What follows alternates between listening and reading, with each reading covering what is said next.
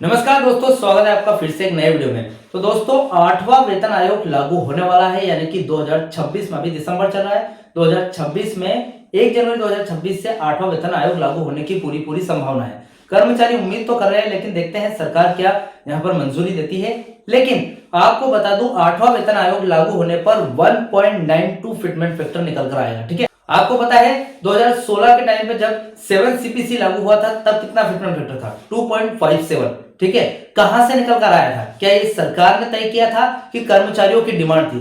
ये सरकार ने तय नहीं किया था, कर्मचारियों की डिमांड भी नहीं थी, ये निकल कर आया था आपके 6 पे कमीशन से, जो कि 2006 में लागू हुआ था। ठीक है, अब यहां पर 2.57 फिटमेंट फैक्टर निकालने के लिए 6 पे कमीशन का जो आपका जो डीए 2016 के टाइम पे 7 सीपीसी लागू होने से ठीक पहले आपका डीए चल रहा था 125%। ठीक है, इसके बेस पर आपका 2.57 निकल कर आया था।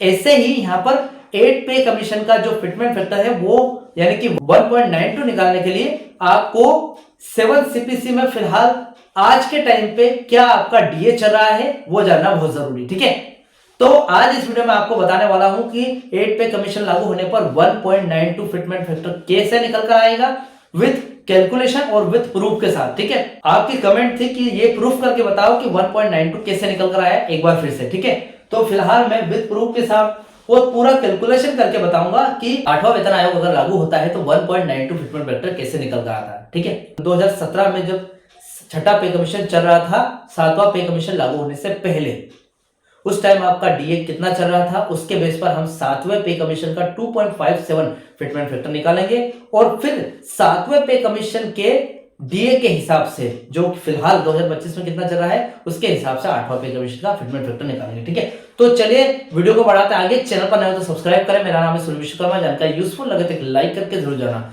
चलिए दोस्तों, बढ़ाते हैं वीडियो को आगे, पूरा कैलकुलेशन विद प्रूफ के साथ समझते हैं। ठीक है, वीडियो थोड़ा लंबा हो सकता है, लेकिन आपको प्रूफ देना जरूरी है और पूरा कैलकुलेशन करके बताऊंगा कि इसी के बेस पर आपको 1.92 फिटमेंट फैक्टर 8वां वेतन आयोग लागू होने पर मिलेगा। ठीक है, तो पहले 6 सीपीसी की बात कर लेते हैं और यहां पर 7 सीपीसी की बात करेंगे, और भाई जगह बची तो 8 पे कमीशन की भी बात करेंगे। तो फिलहाल यहां पर 6 सीपीसी का पूरा यहां पर निकाल लेते हैं।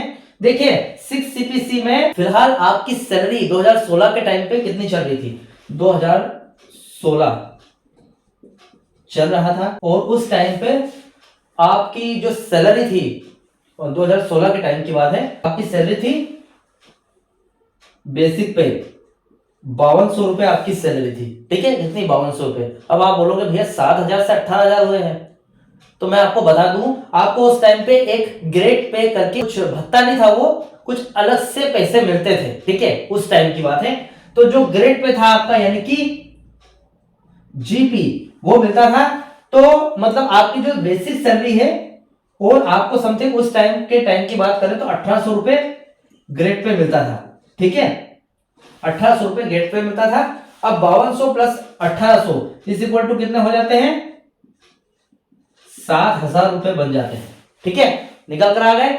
7000 रुपए आपके बन रहे थे 2016 के टाइम पे, जब 7 सीपीसी लागू नहीं हुई थी, उसके पहले की बात है। ठीक है, हमें क्या करना है आपका, यानी कि 7 सीपीसी का 2.57 कैसा आया? देखिए यहां पर हम लिख देते हैं, यहां पर 2.57 लागू हुआ था। ठीक है, तब जाके आपका 7 सीपीसी का मतलब सैलरी 7 सीपीसी लागू हुई थी। ठीक है, तो यहां पर फिटमेंट फैक्टर कितना था आपका? फिटमेंट फैक्टर यहां पर था 2.57। तो भैया इसको निकाल रहे हैं हम, इसको निकालने के लिए पूरा गणित समझना बहुत जरूरी है। 2.57 कैसे आया? ठीक है, तो यहां पर आपको कोई भी वेतन आयोग जब लागू होता है तो आपका जो डीए है, डीए जितना भी परसेंट चल रहा है वो आपकी बेसिक सैलरी में मर्ज होता है। ठीक है, तो आपका डीए कितना है वो देख लेते हैं। 2017 के टाइम पे आपका डीए चल रहा था 125%, आपका डीए चल रहा था उस टाइम पे। ठीक है, कैलकुलेशन आई होप समझ में आ रहा होगा। मैं जो ये वीडियो रिकॉर्डिंग कर रहा हूँ ये 4K में कर रहा हूँ डायरेक्ट, ताकि आपको पूरा सही से दिखे।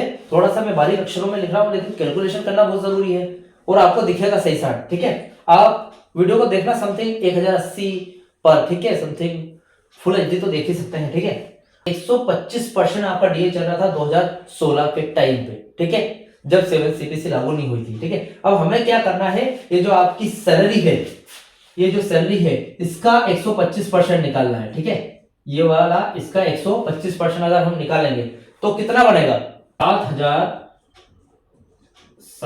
का 125% निकालना हमें।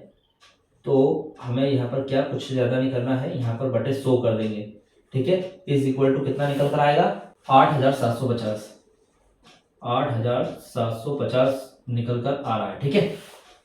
ठीक है, यहां तक समझ में आ गया। अब हमने आपकी बेसिक सैलरी, जो आपकी बेसिक पे थी, ठीक है, ये बेसिक पे है आपकी, ठीक है, बेसिक सैलरी का 125% निकाला है, ठीक है, 125% निकाला है। तो यहाँ पर 100 करने पर आपका 125% आता है 8,750। अब हमें क्या करना है, आपकी बेसिक सैलरी और 125% यानी कि आपके डीए को मर्ज करना है, ठीक है। तो आपकी बेसिक सैलरी और दोनों को मर्ज कर देंगे। तो जो आपकी बेसिक सैलरी थी 7,000 प्लस आपका डीए आया है 8,750 रुपए, इसको मर्ज कर देंगे तो आपके कितने बन जाएंगे, 15,750 रुपए, 15,750 रुपए बन जाते हैं आपके, ठीक है। 15,750 रुपए बन गए, ठीक है, यहां तक समझ में आ गया आपको। अब देखिए यहां पर बात करते हैं, एक आपका जो फिटमेंट फैक्टर निकालते हैं, इससे आपका फिटमेंट फैक्टर कैसे निकलेगा। तो एक फॉर्मूला है, उसको लगाते हैं पहले। देखिए फॉर्मूला में क्या है, सीधी सी बात है कि केंद्रीय कर्मचारियों का फिटमेंट फैक्टर परसेंट में नहीं निकलता है, ठीक है।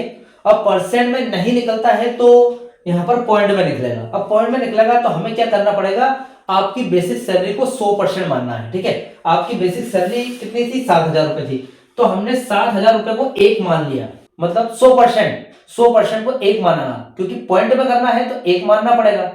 कोई 100 पॉइंट 200 थोड़ी को बोल देंगे। तो बेसिक सैलरी को 100% मान लिया, ठीक है। चलो बेसिक सैलरी आपकी 7,000 थी, तो 7,000 को हमने 100% मान लिया, ठीक है, 100% मान लिया। आपकी बेसिक सैलरी को अपन ने 100 मान लिया, ठीक है। अब हमें क्या करना है, आपका डीए कितना था, 125% था, ठीक है। अब डीए कितना था, 125%, तो हमने डीए को प्लस कर दिया है यहाँ पर, क्योंकि दोनों को जोड़ेंगे इसे हम बाद में। तो डीए था 125%, ठीक है। अब दोनों को मिला देंगे, कितना हो जाएगा, 225%, ठीक है। अब हमें इसको पॉइंट में निकालना है तो कितना निकलेगा, इसी हिसाब से हम बेसिक सैलरी को 1 रुपए मानते हैं, ठीक है। बेसिक सैलरी को यहां पर जस्ट कैलकुलेट करके बता रहा हूं, 1 रुपए मानते हैं। और डीए कितना था आपका, 125%, तो 1 का 125% कितना होता है, 1.25, है ना। अब फिर इस इक्वल टू कितना हो जाएगा, 2.25 हो जाएगा, ठीक है। तो फिटमेंट फैक्टर कितना निकल कर आया, इसी के हिसाब से फिटमेंट फैक्टर का निकल कर आता है 2.25, ठीक है। अभी अगर हम बात करें तो 2007 यानी कि 7 सीपीसी जब लागू हुई थी 2016 में, तो आपका फिटमेंट फैक्टर कितना था, 2.57 था भैया बंधु, 2.57 था। अब हमारा तो निकल कर आया है 2.25, तो 2.57 कैसे आया, यहाँ पर ग्रेड पे और हमने ये सब मिलाकर 125% डीए भी चल रहा था आपका, वो सब मिलाकर हमने आपका 2.25 तो निकाल लिया। लेकिन सरकार ने अपनी तरफ से वेतन वृद्धि भी दी थी, ठीक है। मतलब ये 2016 के टाइम हुआ था, ठीक है। लागू 2015 में सिफारिशें लागू हो गई थी, प्रभावी डेट, और 2016 में 7 सीपीसी लागू हुई थी, ठीक है। तो ये जो 1 साल का गैप है, इस पर सरकार ने अपनी तरफ से वेतन वृद्धि दी थी, ठीक है, जो कि कितनी दी थी, 14.3%, 14.3% वेतन वृद्धि दी थी। तो हमें क्या करना है, ये जो 2.25 है इसका 14.3% निकालना है, ठीक है। तो 2.25 का 14.3% निकालना है, तो ये 2.25 नहीं, एटलीस्ट 225 है, ठीक है, ये मान सकते हैं आप। 225 का 14.3% निकालना हमें, तो ये जो 2.25 का 14.3% अगर हम निकालेंगे तो कितना निकल कर आएगा, आप खुद निकाल कर देख सकते हैं, आप डायरेक्ट कैलकुलेट कर सकते हैं, या फिर आप मोबाइल में भी देख सकते हैं। तो 0.32 के समथिंग आ रहा है, ठीक है, 0.32 निकल कर आ रहा है, ठीक है। अब हमें क्या करना है, 2.25 को प्लस 32 में ऐड कर देना है, तो इज इक्वल टू निकलकर कितना आता है 2.57। है वी गो।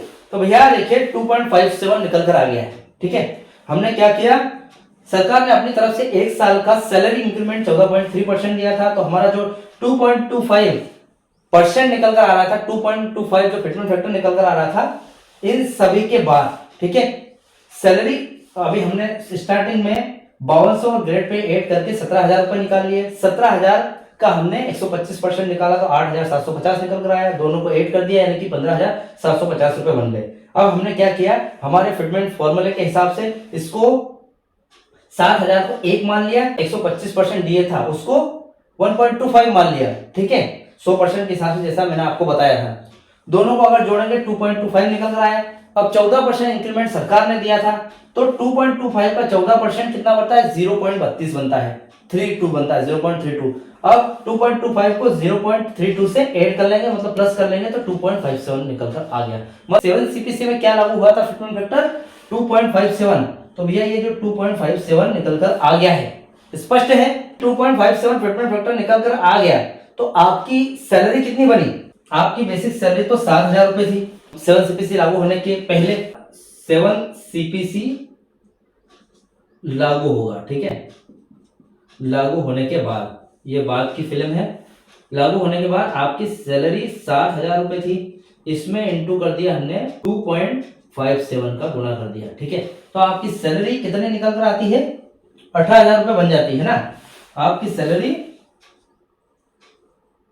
सैलरी बन जाती है 18,000 रुपए के समथिंग आपकी सैलरी बन गई। ठीक है, आपकी पुरानी सैलरी आपका डीए यानी कि 125% और आपकी पुरानी सैलरी 7,000 रुपए दोनों ऐड करके 2016 में 7 सीपीसी लागू होने से पहले कितनी बन रही थी 15,750 ऑलरेडी बन रही थी। और जब 7 सीपीसी अगले ही दिन लागू हो गया, उसके बाद 2.57 फिटमेंट फैक्टर के साथ 7 सीपीसी लागू हो गया, तो आपका जो डीए है यानी कि 8,750 रुपए ये इज इक्वल टू 0 हो गया। यहां पर 0 हो गया तो आपकी सैलरी तो 7,000 रुपए रह गई। अब 7,000 से हमने 2.57 का गुणा कर दिया तो आपकी सैलरी 18,000 रुपए बन गई। ठीक है, 18,000 रुपए आपकी सैलरी बन गई। अब आपको पहले तो 15,750 ऑलरेडी चल रहे थे, अगले ही दिन आपकी सैलरी 7 सीपीसी लागू होने के बाद 18,000 हो गई। मतलब कितने का इंक्रीमेंट देखने को मिला हमें यहाँ पर इंक्रीमेंट देखने को मिला 2,250 रुपए का इंक्रीमेंट। 7 सीपीसी लागू होने के बाद आपको 2,250 रुपए बढ़े हैं। अब भले ही वो आपका जो डीए है 0 हो गया हो, लेकिन वक्त के साथ आपका डीए फिर से बढ़ता जाएगा और ये 18,000 है, इससे 100% आपकी सैलरी 30,000 35,000 तक चली जाएगी। हमारा सवाल तो वही अटका है कि ये जो विथ प्रूफ के साथ 1.92 कैसे निकल कर आया। बात तो यही है ना कि 1.92 अभी कोई निकल कर नहीं आया। ये 7 सीपीसी का 2.57 निकाला है हमने, वैसे ही हम 8 सीपीसी का 1.92 निकाल कर दिखाऊंगा आपको। ठीक है, देखिए अभी 8 सीपीसी की बात आती है तो यहीं से वापस कथा शुरू होती है हमारी। ठीक है, जैसा कि हमने सबसे पहले डीए जोड़ा था, डीए 6 सीपीसी का डीए कितना चल रहा था जब 2016 की बात है, जब 7 सीपीसी लागू नहीं हुई थी, यानी कि 8 पे कमीशन लागू नहीं हुआ है। तो 2007 में 2025 के टाइम पे डीए कितना चल रहा है, सरकारी रिपोर्ट अगर देखें तो आपका 58% चल रहा है और 60% मर्ज होगा। ठीक है, क्योंकि अभी 8 पे कमीशन लागू नहीं हुआ है, 1-2 महीने बाद ही होगा। ठीक है, तो 1-2 महीने बाद अगर होगा तो समथिंग आपका इंक्रीमेंट है 1-2% तो बढ़ जाएगा, तो 60% हो जाएगा। और मीडिया रिपोर्ट्स की माने तो वो बोल रही है 70% आपका डीए मर्ज होना चाहिए, और कर्मचारी भी यही बोल रहे हैं कि आपका डीए जो है वो 70% मर्ज होना चाहिए। लेकिन अभी आपको बता दूं कि आपका जो डीए है वो 60% ही मर्ज होगा। चलिए ज्यादा भी हो सकता है, वो सरकार पर डिपेंड करता है क्या मंजूर करती है सरकार। लेकिन अभी हम 60% के हिसाब से आपकी कैलकुलेशन को आगे बढ़ाते हैं। अगर आपका डीए 60% मर्ज होता है तो कितना आपका फिटमेंट फैक्टर निकल कर आता है और आपकी सैलरी कितनी इंक्रीज होती है वो देख लेते हैं। ठीक है, देखिए अभी फिलहाल 7 सीपीसी यानी कि 2025 चल रहा है ना, तो 2025 को छोड़ो 2026 आ जाएगा तब तक। अब वो जनवरी फरवरी मार्च कभी भी हो, 2026 में 8 पे कमीशन लागू होने वाला है। ठीक है, तो 2026 में 7 सीपीसी ही चलेगा 8 पे कमीशन के पहले। तो आपका जो डीए है वो हमने मान लिया 60% चल रहा है। ठीक है, हम वही फिटमेंट फॉर्मूला लगाएंगे कि आपकी बेसिक सैलरी को पहले डीए में मर्ज करेंगे। तो पहले क्या करना होगा, हमें आपकी बेसिक सैलरी का 60% निकालना पड़ेगा। तो आपकी जो बेसिक सैलरी है उसका 60% कितना होता है, बेसिक सैलरी को हम 1 मान लेते हैं। बेसिक सैलरी आपकी कितनी थी, यहां पर थी बेसिक सैलरी 18,000 रुपए थी, ठीक है। बेसिक सैलरी को हमने, जो कि 18,000 आपकी बेसिक सैलरी थी, ठीक है, बेसिक सैलरी जिसको हमने 1 मान लिया, ठीक है। और आपका डीए है, अब 1 का 60% कितना होता है, 1 का 60% होता है 0.60, ठीक है। 1 का 60% होता है 0.60, ठीक है, इज इक्वल टू, अगर हम देखें तो बन गया 1.1 प्लस 60%, मतलब हमारा फिटमेंट फैक्टर 1.60 निकल कर आया अभी। अभी यहां पर बात आती है 1.92 की, कैसे निकल कर आया, ठीक है। मैंने आपको पहले भी बताया था कि सरकार ने कुछ इंक्रीमेंट दिया था, तो हो सकता है यहां पर भी आपको इंक्रीमेंट मिल जाए। पहले मिला था 14.3%, अब हम यहां पर मान के चलते हैं महंगाई बहुत बढ़ गई है, तो हो सकता है आपको जो इंक्रीमेंट है वो 20% मिल जाए। तो आपका जो ये जो 1.60 है इसका 20% निकालेंगे तो कितना निकल कर आएगा, इज इक्वल टू कितना निकल कर आएगा, 0.32, ठीक है। हमें क्या करना है, 0.32 और 1.60 को प्लस करेंगे तो कितना निकल कर आएगा, 1.92, ठीक है। अब देखिए दोस्तों, ये डिपेंड करता है आपके डीए पर। अगर आपका डीए 60% है तो यही आपका फिटमेंट फैक्टर जुड़ेगा। अगर सरकार आपका डीए 70% कर देती है, 70%, तो आपका 1.92 से 2.0 से भी प्लस आपका फिटमेंट फैक्टर जुड़ेगा, ठीक है। अगर सरकार आपको सालाना इंक्रीमेंट जो 20% देती है, ठीक है, वो सैलरी इंक्रीमेंट, वो भी अगर बढ़ा के 30% कर देती है तो आपका 1.92 सीधा 2.0 हो जाएगा, ठीक है। तो फिलहाल मैंने इंक्रीमेंट 20% जोड़ा है, ठीक है। अब 1.92 आपका जो फिटमेंट फैक्टर फिलहाल निकल कर आ गया है, फिटमेंट फैक्टर ये 1.92 निकल कर आया, ठीक है। अभी देखिए, अभी हम देखेंगे कि आप कोई भी वेतन आयोग लागू होता है तो आपका जो डीए है वो 0 हो जाता है, ठीक है। तो अभी तो आपका डीए जो 60% चल रहा है, जिससे 58% चल रहा है, वो आपकी सैलरी का लगभग आधा से थोड़ा सा ज्यादा है, ठीक है। तो 60% हम 0 कर देते हैं, 0 हो गया तो आपकी बेसिक सैलरी कितनी थी, 18,000 रुपए। अब 18,000 रुपए आपकी बेसिक सैलरी थी। अब हमें क्या करना है, आपकी बेसिक सैलरी में 1.92 का गुणा करना है, ठीक है। कितना बनेगा पैसा वो देख लो। 1 पे कमीशन लागू होने पर आपकी बेसिक सैलरी में 1.92 का गुणा कर दे तो यहां पर 34,560 रुपए बनते हैं, 34,560 रुपए, ठीक है। जस्ट माई कैलकुलेशन, मेरी कैलकुलेशन के हिसाब से ये आपका बनेगा। और धीरे धीरे जब आपका जो डीए है, सीडीए जो बढ़ेगा तो आपका यहाँ पर ये 34,560 प्लस होता जाएगा, ठीक है। और 7 से 8 सालों में ये लगभग दुगना हो जाएगा। अब देखिए, मीडिया रिपोर्ट्स के हिसाब से यहाँ पर बोल रहे हैं 3.2 मर्ज होना चाहिए। तो अगर हम इसका गुणा इससे करें तो कितना हो जाएगा, जस्ट कैलकुलेट करते हैं हम। तो आपकी सैलरी बनती है भैया, ये जो 34,000 की जगह 57,600 रुपए आपकी सैलरी बनती है, ठीक है। अगर मीडिया रिपोर्ट्स में जो बताया जा रहा है 3.2 या फिर 3.86 या फिर 2.57 आपका फिटमेंट फैक्टर आएगा तो आपकी सैलरी ज्यादा ही बनेगी।